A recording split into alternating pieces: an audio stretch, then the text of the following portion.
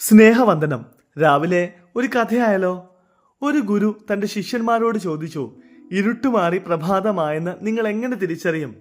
ഒന്നാമത്തവൻ മറുപടി പറഞ്ഞു, ഗുരു, അങ്ങ് അകലെയുള്ള മരങ്ങളില്ലേ, അത് തമ്മിൽ നോക്കി അത് കണിക്കൊന്നയോ പൂവരിശോ എന്ന് ഞാൻ വേർതിരിച്ചറിയുമ്പോൾ പ്രഭാതം വന്നുവെന്ന് മനസ്സിലാക്കും. രണ്ടാമത്തവന്റെ മറുപടി ഇത്തിരി വ്യത്യസ്തമായിരുന്നു. അവൻ പറഞ്ഞു, അകലെ നിൽക്കുന്ന മൃഗങ്ങൾ തമ്മിൽ സിംഹമാണോ പുലിയാണോ എന്ന് ഞാൻ ഇവിടെ നിന്ന് തിരിച്ചറിയുന്ന നിമിഷം പ്രഭാതമായി എന്ന് ഞാൻ അറിയും. ഗുരു ഇത് കേട്ട് പുഞ്ചിരിച്ചതേ ഉള്ളൂ. ഒടുവിൽ മൂന്നാമത്തവൻ ഇങ്ങനെ മറുപടി പറഞ്ഞു, ഗുരു, അങ്ങ് അകലെ നിൽക്കുന്ന അപരിചിതനെ നോക്കുമ്പോൾ അവൻ അപരിചിതനല്ല എന്നും അതെന്റെ സഹോദരനാണ് എന്ന് ഞാൻ തിരിച്ചറിയുന്നത് എപ്പോഴോ അപ്പോൾ പ്രഭാതമായി എന്ന് ഞാൻ അറിയും. ഗുരു അവനെ ഇങ്ങനെ ചേർത്ത് നിർത്തുന്നുണ്ട്. സത്യം, സ്നേഹത്തിലൂടെ അപരിചിതന്മാരില്ല എന്നും മറിച്ച് സഹോദരന്മാരെ ഉള്ളൂ എന്ന് തിരിച്ചറിയുമ്പോൾ പ്രഭാതം ഉദിക്കും. കാഴ്ചപ്പാടുകൾ വെളിച്ചമുള്ളതാകട്ടെ. പ്രാർത്ഥന കോട്ടയായിരിക്കട്ടെ.